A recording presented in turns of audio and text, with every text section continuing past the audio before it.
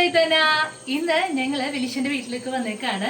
തിരുവാതിര മഹോത്സവത്തിന്റെ ഭാഗമായിട്ട് ശ്രീ ഏരിമൽ ഭഗവതി ക്ഷേത്രത്തിലെ പരിപാടികളൊക്കെ കാണാൻ വേണ്ടിയിട്ട് പോവാണ് ഞങ്ങള്. അപ്പോൾ എല്ലാവരും റെഡി ആയിട്ടുണ്ട്. രാത്രിയാണ് കേട്ടോ. അപ്പൊ ഇന്നത്തെ പ്രോഗ്രാംസും അതുപോലെ തന്നെ നാളത്തെ പൂമൂടൽ ചടങ്ങും എല്ലാം കൂടി ക്ലബ് ചെയ്തിട്ടായിരിക്കും ഞാൻ ഇതിൽ ഇടുന്നത്. അപ്പോൾ എല്ലാവരും കണ്ടു നോക്കൂ ഗായ്സ്. ഞങ്ങള് ആരതി ചേച്ചിയുടെയും ടീമിന്റെയും തിരുവാതിരക്കളി കാണാൻ വേണ്ടിയിട്ടാണ് മെയിൻ ആയിട്ട് പോയത്. അങ്ങനെ ഞങ്ങൾ ഒരു 6:30 ആയപ്പോൾ അവിടെ എത്തി. പിന്നെ ഒരു 8 മണിയൊക്കെ ആയപ്പോൾ ചേച്ചിനൊക്കെ ഒരുക്കിക്കൊണ്ടിരിക്കുകയാണ്. അപ്പോൾ നൈബർ അമ്മ അവിടെ വന്നു. അങ്ങനെ അവരും നിന്ന് ഒരുങ്ങുന്നുണ്ട് കേട്ടോ. അത് കഴിഞ്ഞ് നമ്മൾ വേഗം തന്നെ അമ്പലത്തിലോട്ട് പോയി.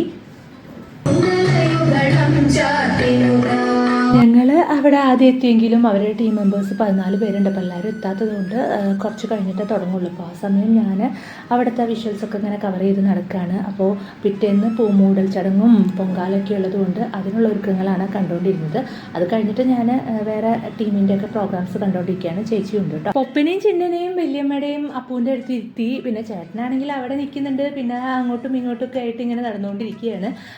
അപ്പോൾ ഞാൻ ഈ പറഞ്ഞ പോലെ ആദ്യം ഇവിടെ നിന്നു. പിന്നെ കുറച്ച് കഴിഞ്ഞപ്പോൾ വീഡിയോ എടുക്കാൻ പോയി.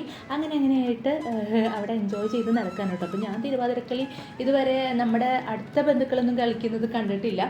അധികം കണ്ടിട്ടുള്ളത് നമ്മൾ ഗുരുവായൂർ പോകുമ്പോഴും പിന്നെ നമ്മുടെ കോളേജിലൊക്കെ ഉള്ള തിരുവാതിരക്കളി അങ്ങനത്തെയൊക്കെയാണ്. അപ്പോൾ ഇങ്ങനത്തെ ഒരു എക്സ്പീരിയൻസ് ഇവിടെയൊക്കെ എല്ലാ വർഷവും ഉണ്ടെങ്കിലും ഞാൻ അങ്ങനെ തിരുവാതിരക്കൊന്നും അങ്ങനെ പോവാറില്ല.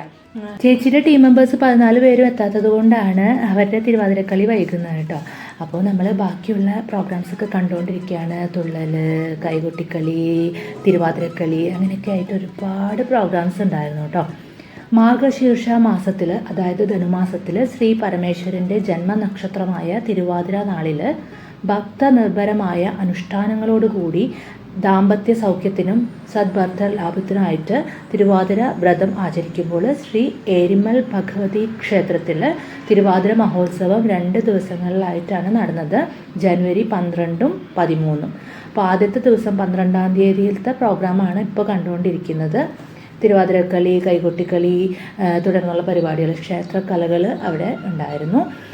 അതിനുശേഷം 13-ാം തീയതി പൂമൂടൽ ചടങ്ങും പൊങ്കാലയാണ് ഉണ്ടായിരുന്നത്. അപ്പോൾ ഏരിമൽ ഭഗവതി ക്ഷേത്രം വരുന്നത് കുരഞ്ഞൂരാണ്, ചാവക്കാട് താലൂക്കിൽ. അതായത് ഗുരുവായൂരിനും കുന്നംകുളത്തും അടുത്തായിട്ട് വരും. ഗുരുവായൂരിനൊരു 20-25 മിനിറ്റ്സ് ഡ്രൈവ് വരും കേട്ടോ ഇങ്ങോട്ട്. അപ്പോൾ ഹസ്ബൻഡിൻ്റെ വീടിൻ്റെ ഏരിയ ആണ് ഇത്. തറവാടും ഹസ്ബൻഡിൻ്റെ വീടൊക്കെ ഇവിടെ അടുത്താണ്. ഞങ്ങൾ ഇപ്പോൾ മമ്മിയൂരാണല്ലോ താമസിക്കുന്നത്. അപ്പോൾ ഇതാണ് അവരുടെ ടീം മെമ്പേഴ്സ്.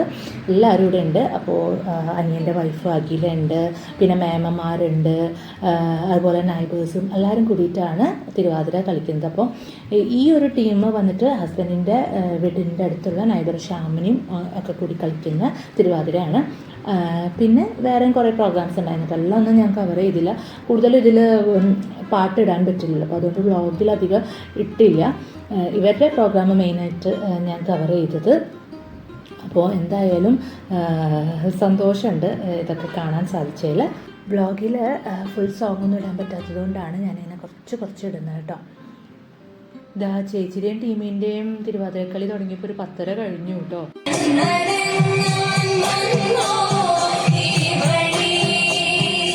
ഏരിമൽ ഭഗവതി ക്ഷേത്രം എന്ന് പറയുമ്പോൾ 18 ദേശക്കാരുടെ കൂടിയിട്ടുള്ള ക്ഷേത്രമാണ്. അപ്പോൾ പൂരം വന്നാലും പ്രതിഷ്ഠ ദിനമാണെങ്കിലും ഇതുപോലത്തെ ചടങ്ങുകളാണെങ്കിലും എല്ലാവരും കൂടിയിട്ടാണ് ആഘോഷിക്കുക. നല്ല സന്തോഷത്തോടു കൂടി ഒത്തൊരുമയോട് കൂടിയിട്ട് ആഘോഷിക്കുന്നത് കാണാൻ തന്നെ നല്ല രസമാണ് കേട്ടോ. അതുപോലെ തന്നെ ഇവിടെ അഹിന്ദുക്കൾക്കും പ്രവേശനമുള്ള ക്ഷേത്രമാണ്. ജാതി മതഭേദമന്യേ ആർക്കും ദേവിയെ വന്ന് പ്രാർത്ഥിക്കാം, ദേവി അനുഗ്രഹിക്കും എന്നതാണ് ഇവിടുത്തെ വിശ്വാസം.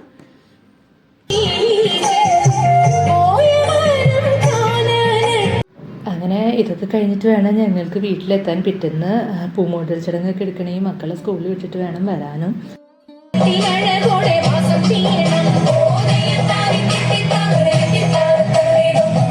ഹസ്ബൻഡ് പ്രോഗ്രാം കാണാൻ വന്നിട്ടുണ്ടായിരുന്നില്ല, വീട്ടിലുണ്ടായിരുന്നു, ആളുടെ വീട്ടിലുണ്ടായിരുന്നു. അങ്ങനെ ഞങ്ങൾ പോകുമ്പോൾ തിരിച്ച് കൂട്ടിയിട്ടാണ് പോയത്. അങ്ങനെ മക്കളെ ഹസ്ബൻഡിൻ്റെ അടുത്താക്കി അവർക്ക് സ്കൂളിൽ പോകാനുള്ള കാര്യങ്ങളൊക്കെ സെറ്റ് ചെയ്ത് വെച്ച് ഞാൻ ഒരു 8:30 ആയപ്പോഴേക്കും അമ്പലത്തിലെത്തി.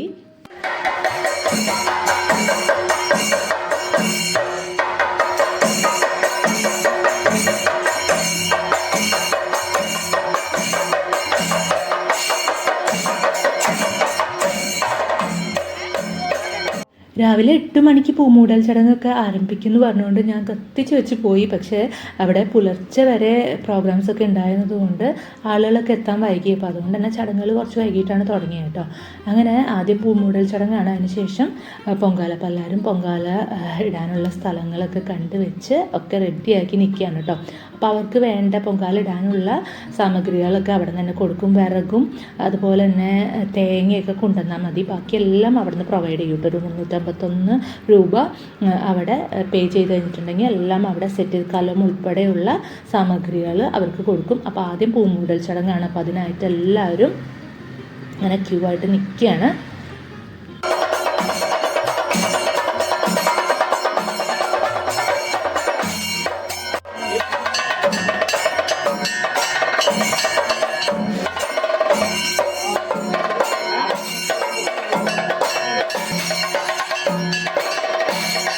പൂമൂടൽ ചടങ്ങുകളെല്ലാം കഴിഞ്ഞ് ഉള്ള ഭഗവതി സന്നിധിയിലെ ദൃശ്യമാണ് ഈ കണ്ടുകൊണ്ടിരിക്കുന്നത്. അപ്പോൾ ഇടയിൽ എനിക്ക് കുറച്ച് വിഷ്വൽസ് മിസ്സായി, കാരണം ഞാൻ ലൈവ് ചെയ്തുകൊണ്ടിരിക്കുകയായിരുന്നു. അപ്പോൾ ഞാൻ പൊങ്കാല ഇടുന്ന ആ ഏരിയയിലേക്ക് പോയി. എന്നാലും പറ്റുന്ന കാര്യങ്ങളൊക്കെ കവർ ചെയ്ത് നിങ്ങളിലേക്ക് എത്തിക്കാൻ നോക്കിയതാണ് ഞാൻ. അപ്പോൾ ലൈവ് കാണേണ്ടവർക്ക് ഇപ്പോഴും ലൈവ് നോക്കി കഴിഞ്ഞിട്ടുണ്ടെങ്കിൽ വീഡിയോസ് കാണാനായിട്ട് സാധിക്കും. പൊങ്കാല അടുപ്പിൽ തീ കൊളുത്തുന്നതാണ് ഈ കണ്ടുകൊണ്ടിരിക്കുന്നത്. 108ഓളം സ്ത്രീകൾ ഇവിടെ പൊങ്കാല സമർപ്പിച്ചു. കൂടുതലായിട്ടും സുമംഗലികളായിട്ടുള്ള സ്ത്രീകളെയും മുതിർന്ന അമ്മൂമ്മമാരെയൊക്കെയാണ് എനിക്കിവിടെ കാണാൻ സാധിച്ചത്. മംഗല്യ ഭാഗത്തിനായിട്ട് പെൺകുട്ടികൾക്കും പൊങ്കാല സമർപ്പിക്കാവുന്നതാണ് ഇവിടെ. ഇതിപ്പോൾ ഒരു 12 മണി സമയത്താണ് ഇവരെ പൊങ്കാല സമർപ്പിച്ചുകൊണ്ടിരിക്കുന്നത്. നല്ല വെയിലുണ്ട്, അതുപോലെ തന്നെ കാറ്റുമുണ്ട്. ഇതൊരു പാടത്തിൻ്റെ ഒക്കെ ഏരിയ ആയതുകൊണ്ട് തന്നെ നല്ല കാറ്റുണ്ടായിരുന്നു. അപ്പോൾ അതുകൊണ്ട് ഇങ്ങനെ പുകയൊക്കെ അവരെ മുഖത്തോട്ട് വന്നുകൊണ്ടിരിക്കുകയായിരുന്നു. അതൊന്നും വകവയ്ക്കാതെ നല്ല ഭക്തിപൂർവ്വം തന്നെ അവർ പൊങ്കാല സമർപ്പിച്ചുകൊണ്ടിരിക്കുകയാണ്. എന്തായാലും ഇവർക്ക് സർവ്വവിധ ഐശ്വര്യവും ലഭിക്കട്ടെ എന്ന് നമുക്ക് പ്രാർത്ഥിക്കാം. ഇവിടുത്തെ ഒഴിച്ചുകൂടാനാവാത്ത ഒരു ചടങ്ങാണ് പൂമൂടൽ വഴിപാട്.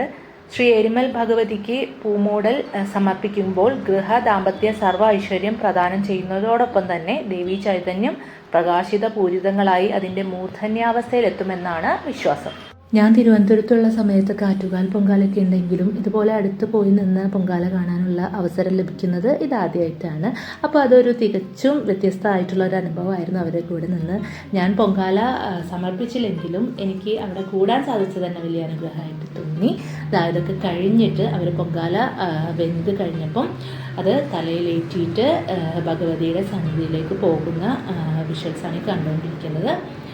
എല്ലാവരും കൂടിയിട്ട് ഇങ്ങനെ നിരന്ന് ഭഗവതി സന്നിധിയിലേക്ക് നടന്നു പോയി അവിടെ മേളവും തുള്ളലും ഒക്കെ ആയിട്ട് ഭഗവതിയുടെ നടയിൽ പോകുന്ന ദൃശ്യങ്ങളാണ് ഈ കാണുന്നത്.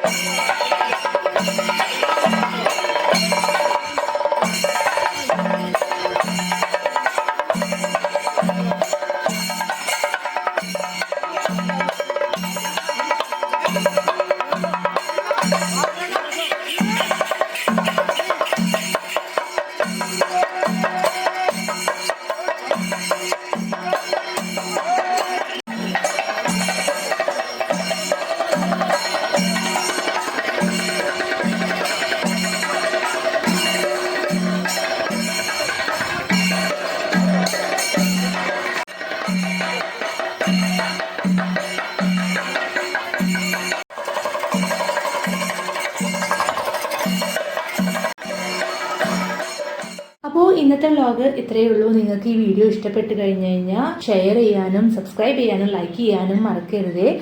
ഇതുപോലത്തെ ഫെസ്റ്റീവ് വ്ലോഗ്സും അതുപോലെ തന്നെ ലൈഫ് സ്റ്റൈൽ വ്ലോഗും ഫാമിലി വ്ലോഗും ഒക്കെ ആയിട്ട് ഞാൻ വീണ്ടും വരും. അപ്പോൾ എൻ്റെ ഫാമിലി മെമ്പറായിട്ട് നിങ്ങളും കൂടെ ഉണ്ടാവില്ലേ. Tata bye bye, see U.